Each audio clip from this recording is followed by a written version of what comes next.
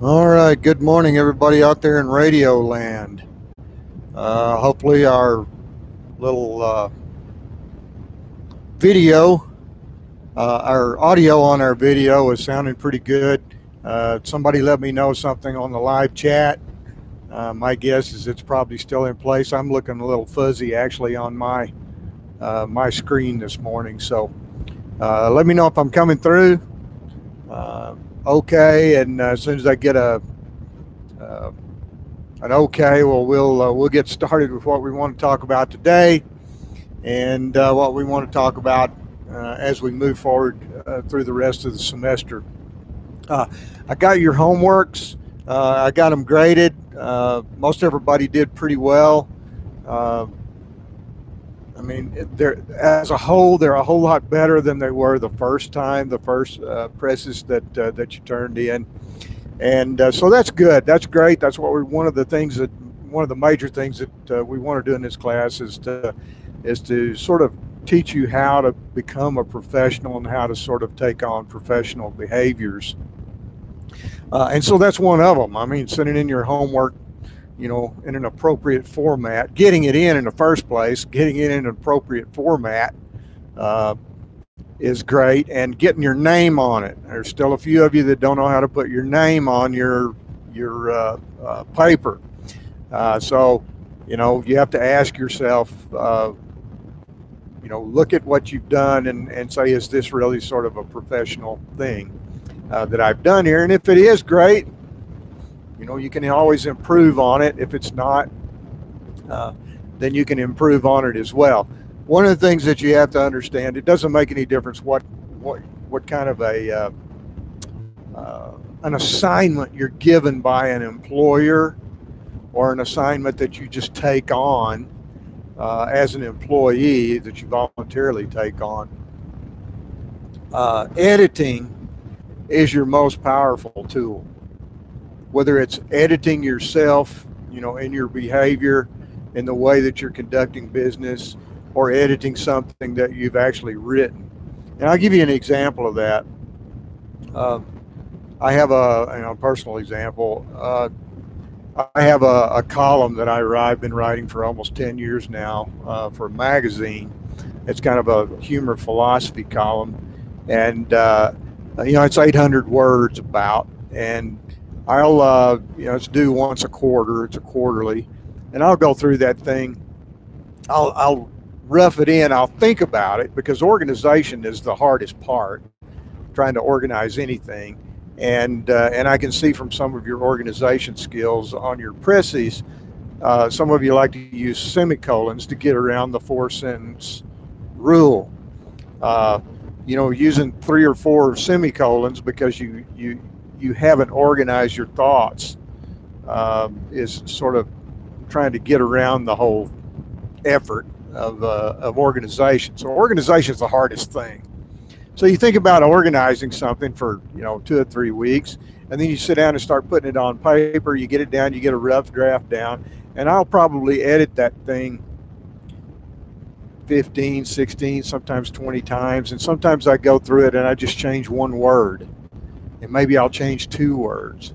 So editing is your most powerful tool, whether you're editing behavior or you're editing something that you've actually written. So just keep that in mind. That's what we want you to do, is start thinking about yourself as a professional, as opposed to you're sort of in that transition phase from being a student learner where we learn the rest of our lives. But you're in that transition phase from being a student learner to moving on to a professional. So you want to start acting like a professional and creating work that looks like it's professionally done. So I've got your homework, uh, and like I say, as a whole, they look a whole lot better than the first round did. So congratulate yourself for that. Uh, I have finally, we're going through some of this housekeeping stuff here.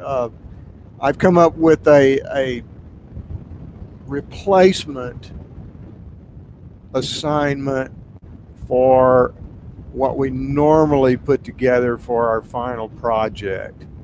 And we can't really do a final project because it takes too much one-on-one time from me, and we just aren't able to do that under these circumstances now. So I've come up with a concept, and I'm fleshing it out, and you'll be hearing more from that probably next week. And I'll also be introducing some of the parameters for the interview. Excuse me, for the interview assignment as well. So we'll probably be taking a look at that more next week. We got a couple of homework assignments to do in the meantime, a couple of math homework assignments, which we're going to go over the first one today. I think I already sent that out in email, so be sure you check your email. What I want you to do on that is I want you to, if you have a scanner, work it out, scan it, and send it back to me.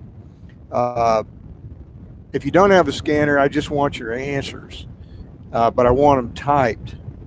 I don't want them hand scribbled. I want them typed with your workflow, so that the great God of partial credit can kind of intervene and when necessary to try and make sure things you get credit for at least the thought process that you're going through. So be sure you do that. That's what I want for that. So, and we're going to talk about the material that covers that this morning. I was just kind of looking at the calendar a little bit over the weekend, and the 6th of May was supposed to be Dead Day. And I guess it still is Dead Day, but we will probably, normally at the end of the semester, that's when we do a lot of our projects, and we use a lot of class time to do those projects, which we're not going to necessarily need this year, and it's going to sort of be impossible to do some of those things with the format that we have now. And so, it's really looking like we're probably going to finish up sometime the week of April the 24th with these Monday, Wednesday, Friday lectures. So just kind of keep that in mind as a calendar in the back of your head. Somewhere that week we'll probably be finished up. It could be we could be done a little bit sooner, but that at least gives you some idea of you can at least do some planning anyway. Well, hopefully you can do some planning. We'll see how this whole quarantine thing winds up. So hopefully we'll be getting through this somewhere around that period of time. So that's sort of some housekeeping stuff, and we will get started with some of this mathematical stuff here this week, and then next week we will get on to a lot of horse and burro information and some other wildlife information, and then we will start really talking about these two final projects a little bit more in depth. One of them, of course, is the interview project with the members of the Wild Horse and Burro Advisory Board.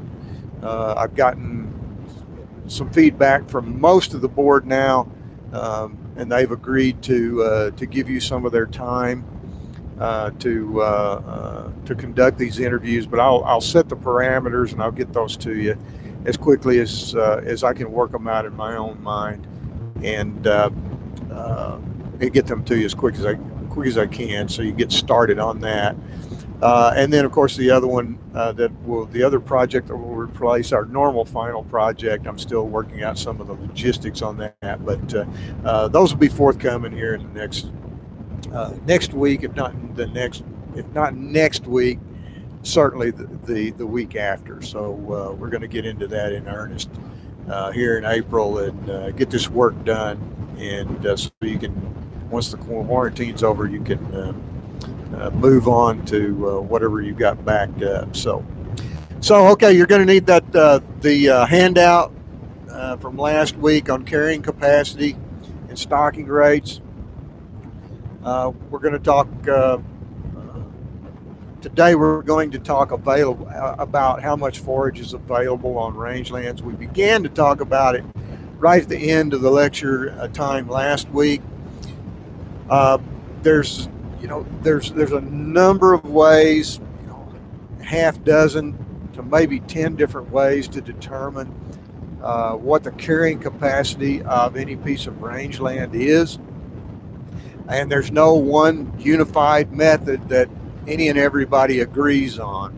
So it's created a lot of confusion in the lay public, um, and probably created as much or more confusion sort of in the land management and the scientific arena.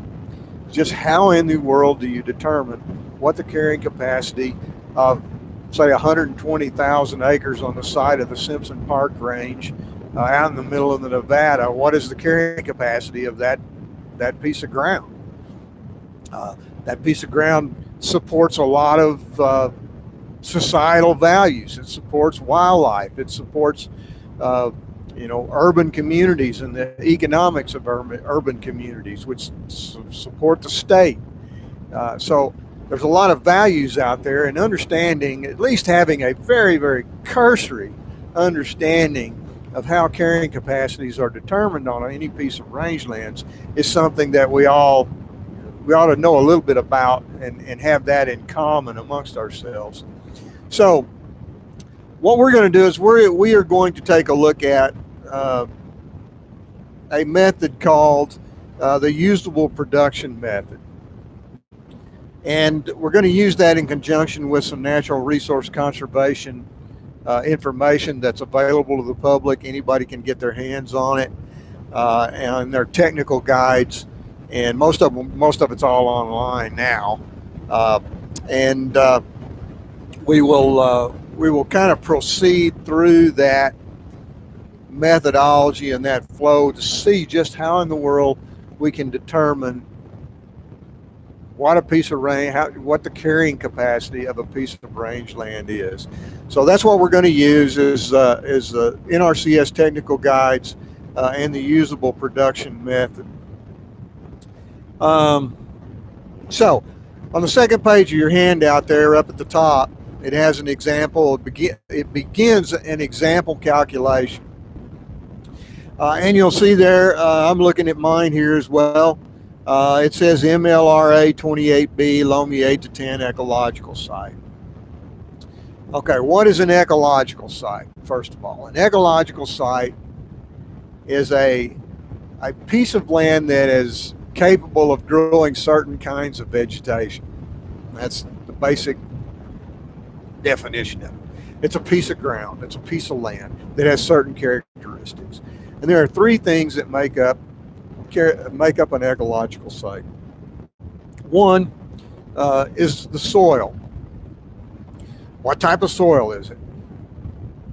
Different soils have different capacities for water holding, have different capacities for infiltration rates, precipitation infiltration rates, etc. And so when you see that loamy there in that sentence in MLRA 28B, that just happens to be a major land resource area is what MLRA stands for. And then the 28B is the designation of the major land resource area. It's not all that important that you know that or remember that, but it's a way that you can go and look these things up.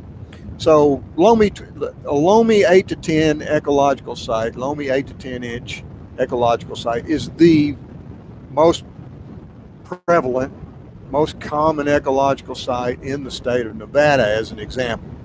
So the soil, number one, the soil loamy. It's a loamy soil, and it's an 8 to 10 inch precip zone. Simple as that. So you've got soil, you've got precip zone, and then there's a third thing that comes into play sometimes, and that is if there's any additional water considerations. For instance, is it a sub-irrigated meadow, or is it a run-on area where it's below some slopes, and when it rains or snows, you get additional water that runs on to the area down below. So we're not looking at any of those additional water relationships right now. But those are the three things that go together that make up an ecological site. And so in this case, it's a loamy 8 to 10 inch ecological site. And it's always in these NRCS technical guides, it's always understood that is at a high ecological condition. So if you've got a high ecological condition, that means that there's not any erosion going on. There hasn't been any serious degradation, for instance, by horse and burro overuse, which we'll see some pictures of that probably next week.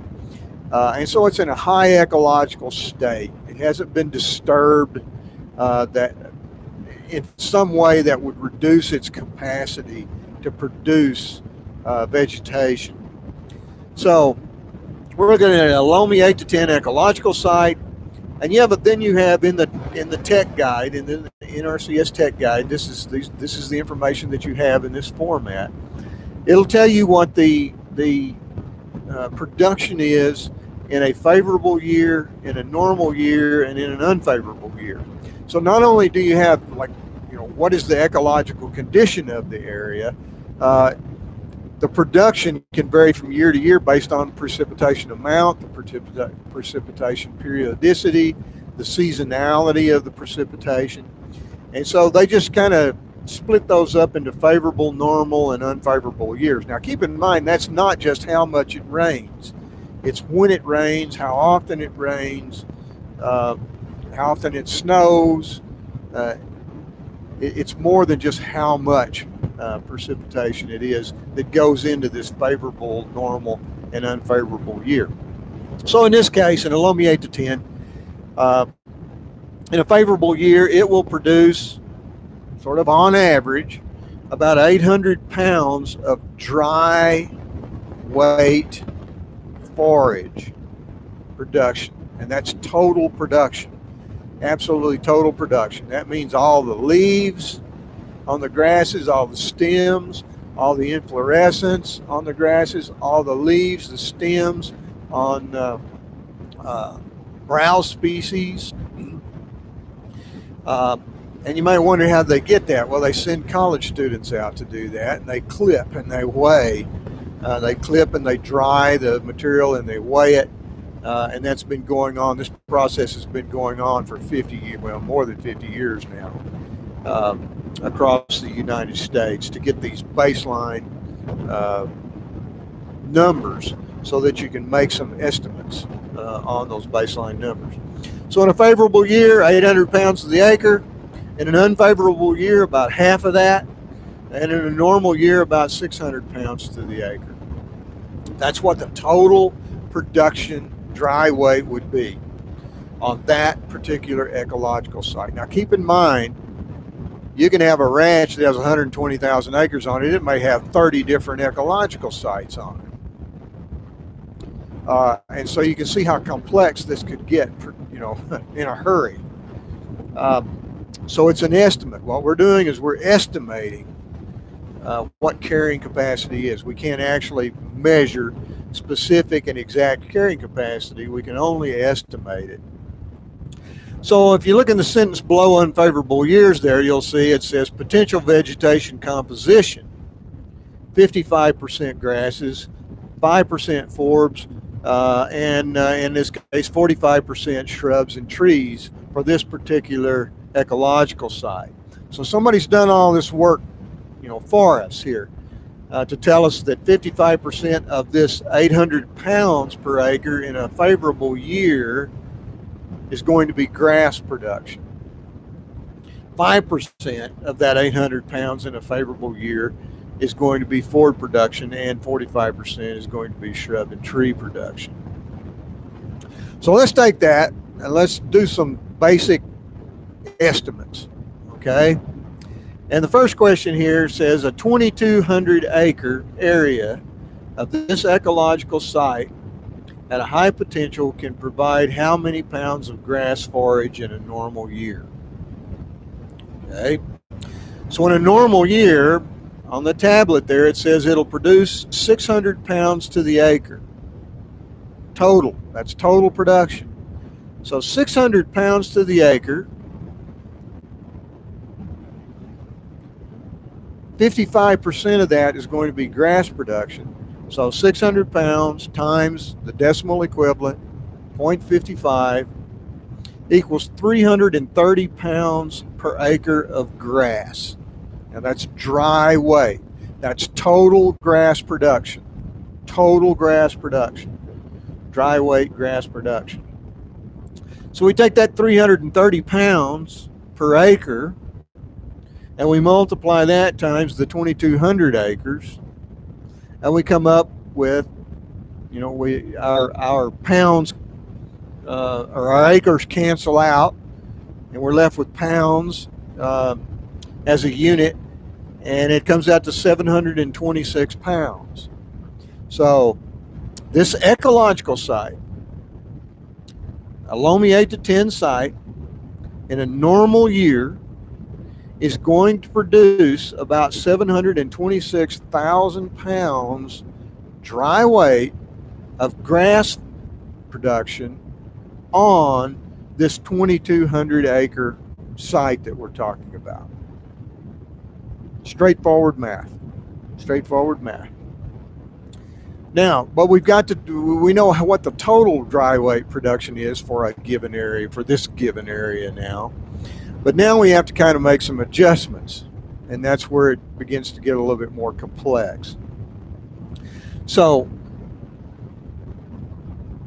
when we have a piece of ground, a piece of rangeland out here, in most management scenarios, we don't want the critters eating everything down to the ground. There's reasons we don't want them to eat all of the forage out there down to the ground. There's erosion issues. There's other habitat issues. There's other critters that have to share the range. So we don't want we don't want cattle, at least.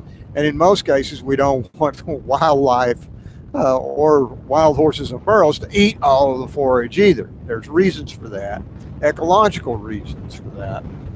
And so what we do is we try, in the case of all three of those large groups of herbivores that we find out there on public lands or rangelands, is we want to, if it's at all possible, we want to be able to control how much they actually consume. And remember the intensity part, we've got timing, we've got duration, and we've got intensity. With domestic animals, we can control all three. With wildlife and horses and burros, we can only control the intensity component, and anything that gets in the way of doing that can cause us problems, which is what we're seeing in the horse and burro challenge today. So normally we don't want grazing animals to eat all of the standing forage out there, so we're just looking at grass right now. And so we use what we call a harvest coefficient, which is a fancy term for utilization. And so in most cases, we don't want them to take more than about 35% to about 50% of the forage that's out there. And so we try to manage for that. And so a very common utilization number is about 35%. However, they usually, once you start measuring it, what you find out is that animals usually take about 10% more than what you plan for, because they lay down on it, they trample it, they walk on it, and so they use a little bit more than you think they're going to use. That's sort of our rule of thumb. So we usually add about 10% to it. And so what we're going to be looking at here, just keep that in mind. We're going to be looking at a utilization rate, a total utilization rate of about 35%. And so we take that 726,000 pounds of total production that we just calculated just above there, and we multiply that times the decimal equivalent for 35%, and it comes out to be I calculated 254,100 pounds. Okay, that's what we want the animals to take. That's going to be our management scenario. Now, keep in mind too that we're talking about the usable production method. When we're talking about usable production, it's everything that an animal can get to. So in the case of cattle, which is most of the time is what we're calculating for, this means everything that's above about 4.5 feet high, they can't get to. They just can't raise their heads up to eat any higher than that, even if it's grass. And they want to start on the top of the grass, they can't get to it. They have to start at the bottom of the grass to get it harvested. And so anything below about 4.5 feet we consider usable. Just kind of, keep that in the back of your mind. So what we have here, if we're trying to calculate how much this, for instance, how many cattle this 220 or 2,200 acre site could support on a year-round basis or on a seasonal basis, whatever basis you may have. And we're estimating that we're going to use a 35% utilization number. What we have left over is about 254,100 pounds of usable forage production. But we got to make some more adjustments. And once again, this is sort of how this thing gets complex pretty quick. Adjustments for water. The rule of thumb, and this is the rule of thumb, and keep in mind the rule of thumb was determined back in Missouri someplace, back where there's water everywhere. And what they determined is that animals won't usually use any water that's more than about 2 miles away from where they stand at any point. In Nevada, we know that that's incorrect. It varies in Nevada by season.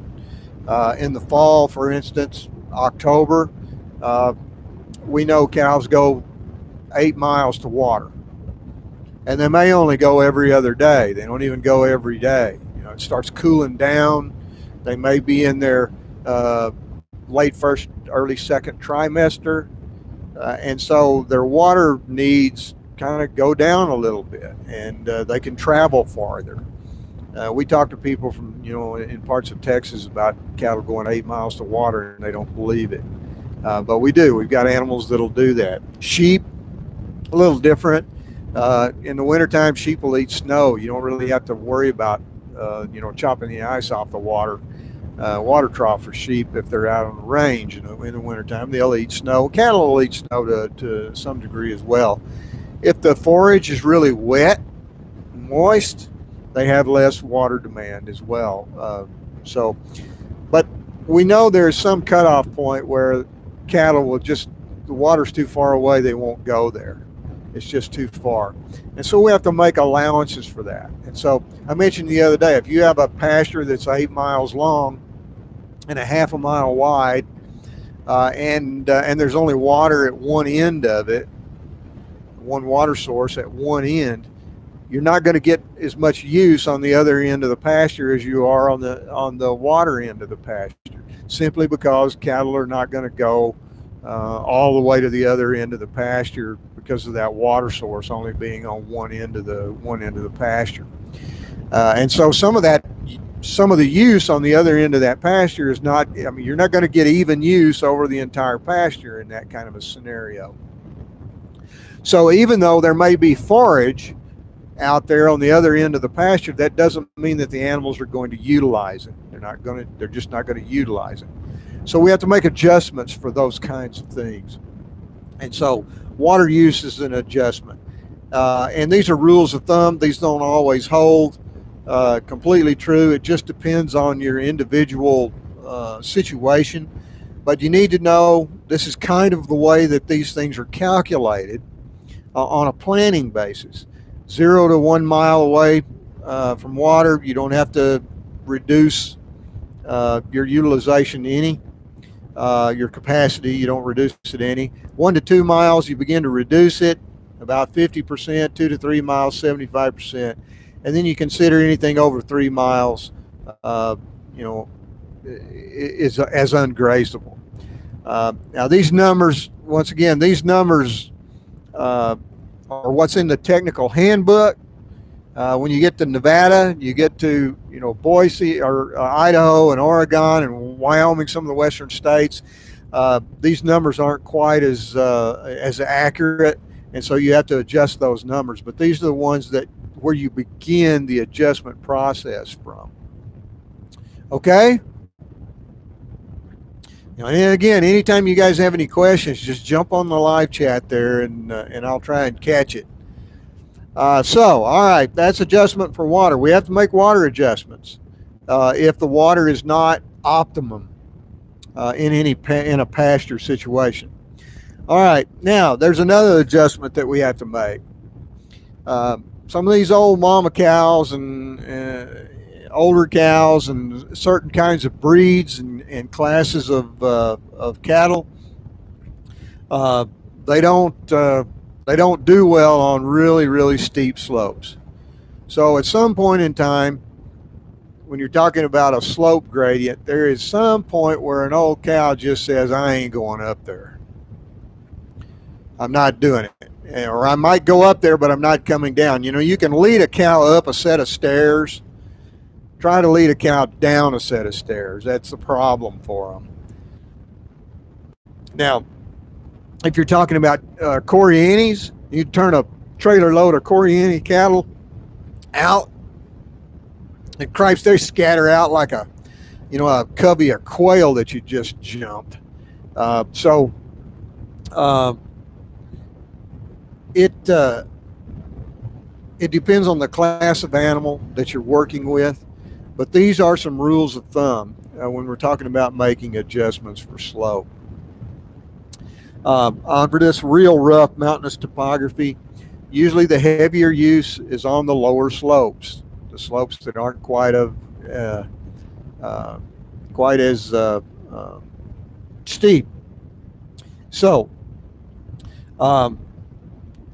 here's a tabular adjustment, and it depends on the individual situation as well.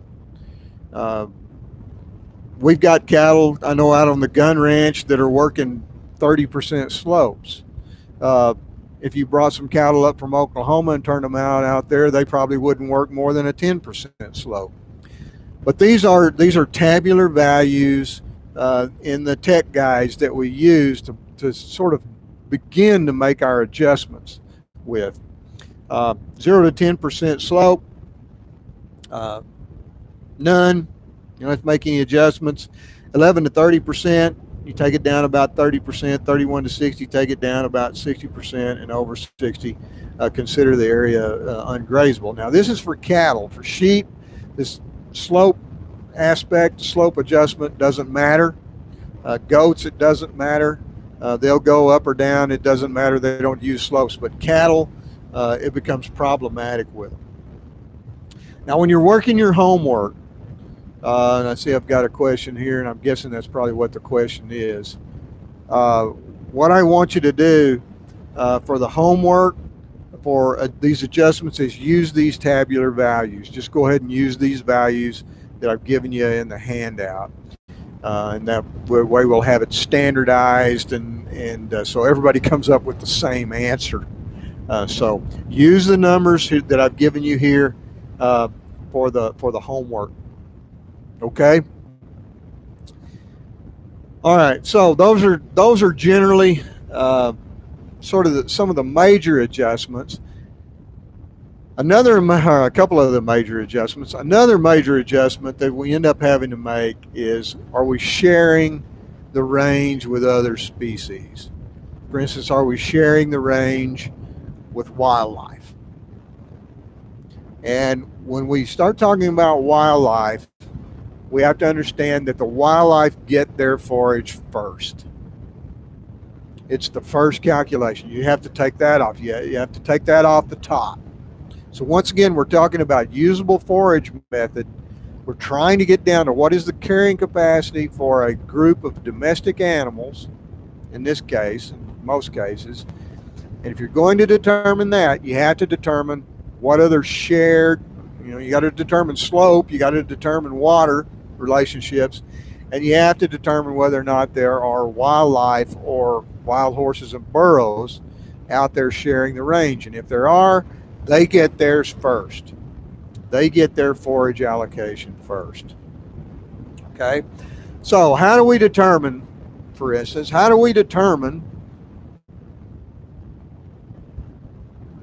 much forage the elk on a given area are going to take?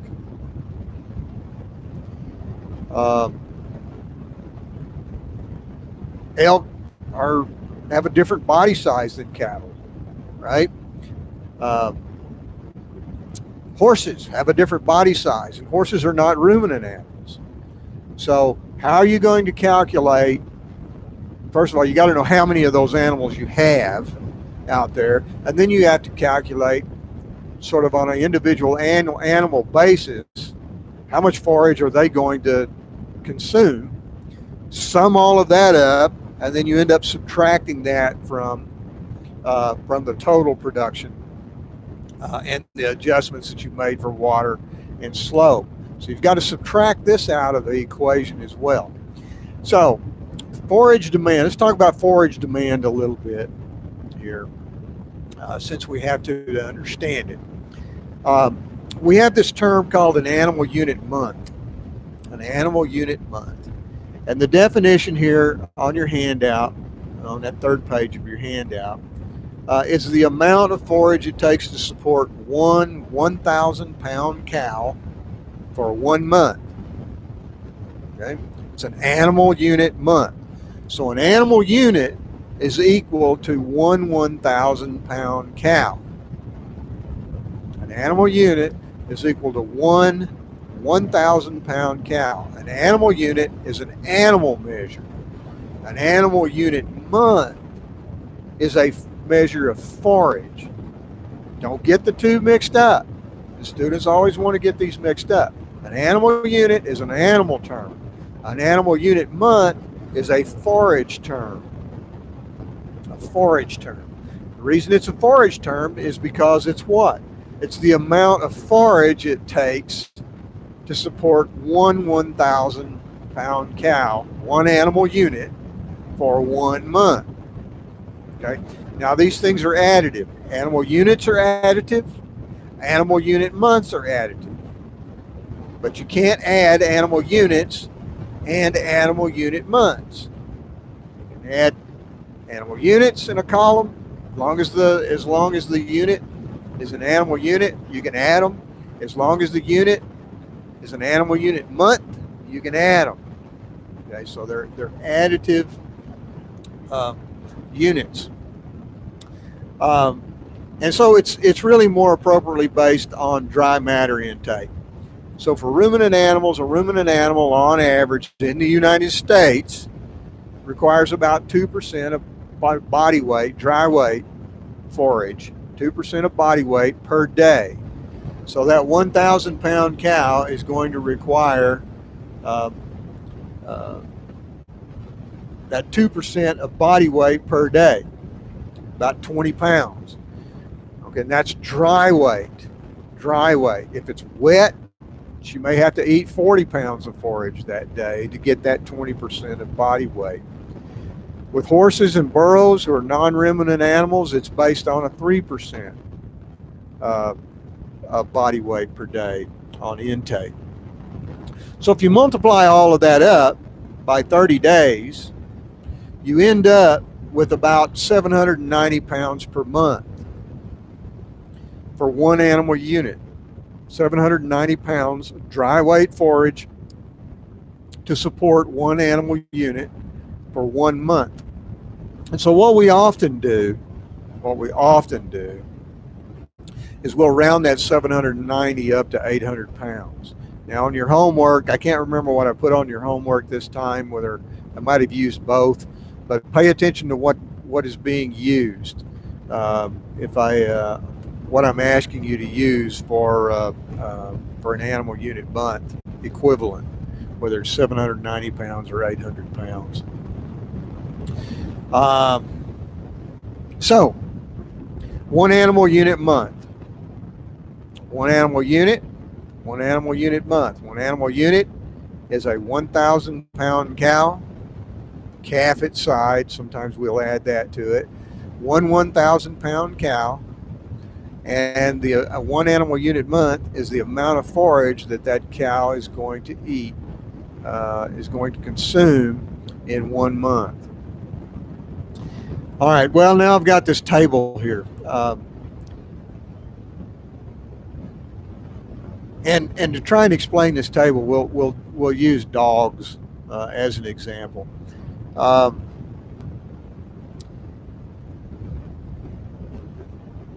Vaccinations, inoculations for dogs are based on an average dog size, right?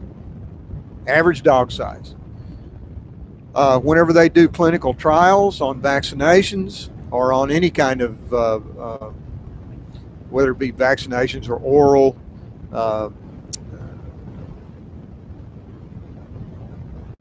medicines, it's based on the average size of a dog. Now, I got a grand dog that's an English Mastiff. That dog weighs 225 pounds. He's huge. His head is the size of a door. If you're going to give him something to worm him, for instance, you're going to have to get, you might have to adjust upwards a little bit than you would if you gave it to some little small Pomeranian somewhere. Labels for dosages for medicines for dogs is based on, or it's on a per animal basis. It's not on the size of the dog. And so you may have to adjust it up, you may have to adjust it down. In the case of rabies, for instance, it's mandated by law that you have to give so much per animal, and you can't adjust it up and down or you'll lose your vet license. There are those kinds of things that vary, and some things like that vary from state to state as well. But some of these other types of things that we give dogs, as an example, we might want to adjust them up and down based on the breed of the dog, because an English Mastiff is a little bit bigger than than one of these little Chihuahuas that can barely they barely have enough strength to bite a piece of gravy train in two. So there's a big difference there. And in some cases, you have to make allowances for those distances. In other cases, as I mentioned, it may be illegal, and of course, you have to be careful.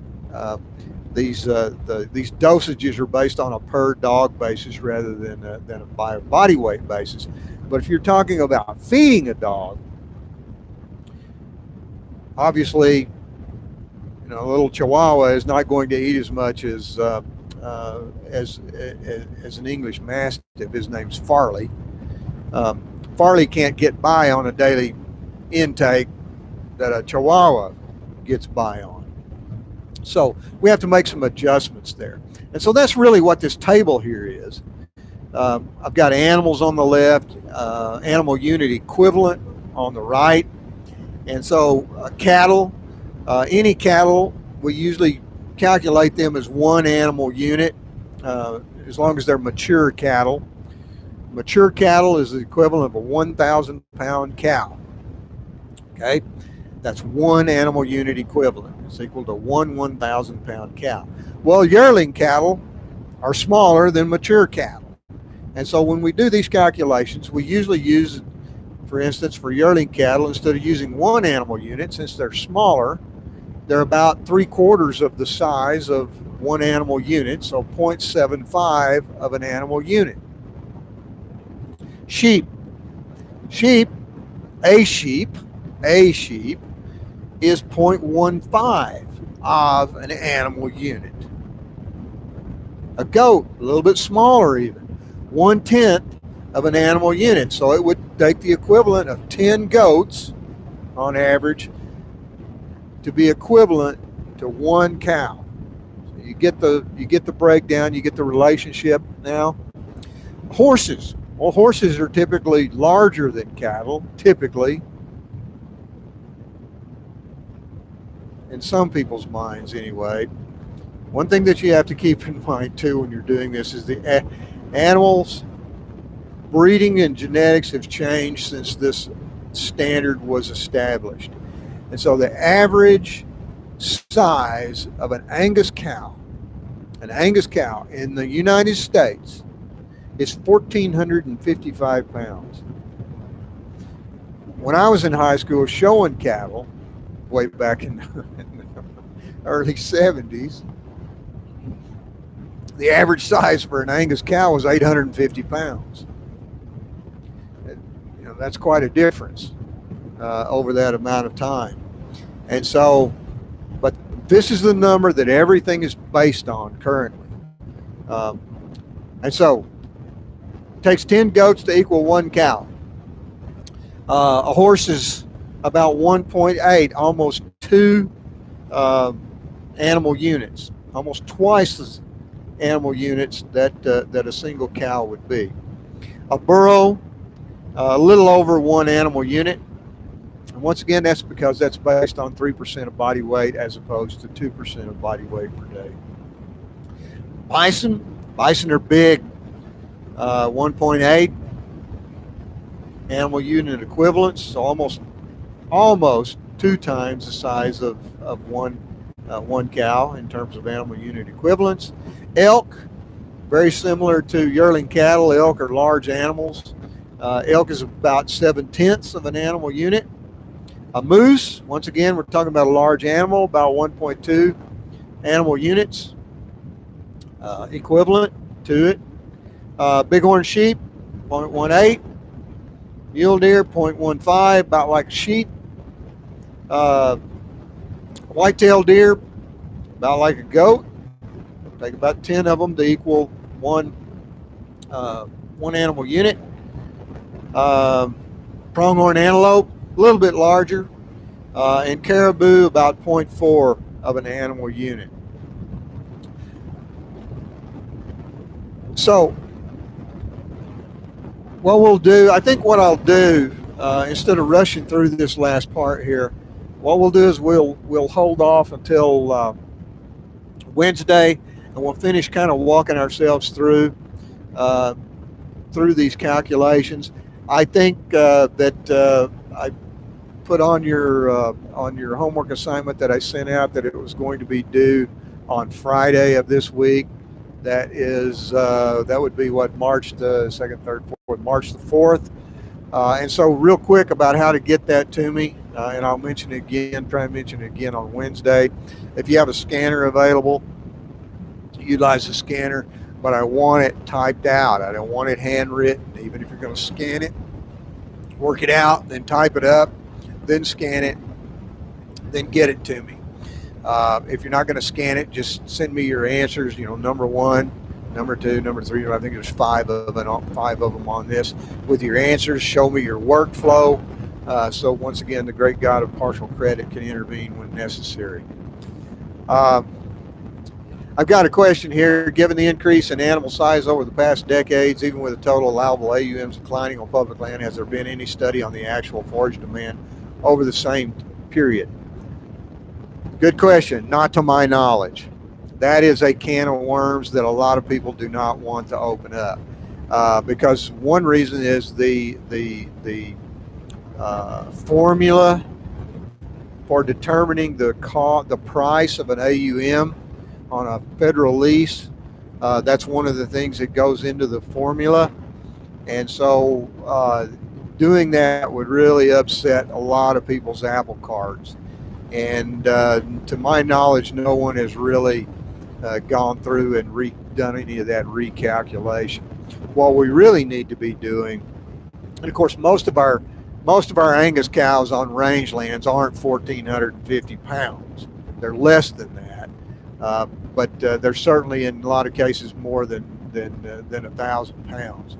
But this has just been something that people are aware of, but they have not made any effort to really go back and recalculate everything. So good question though. It um, it could really it could really ruin a lot of people's day if we were to do that, and if it wasn't done correctly, it could be problematic. So, okay, with that, I'll let you go for today, and we will see you on Monday, or not on Monday, on Wednesday. Ozzy says, see ya, and catch you later.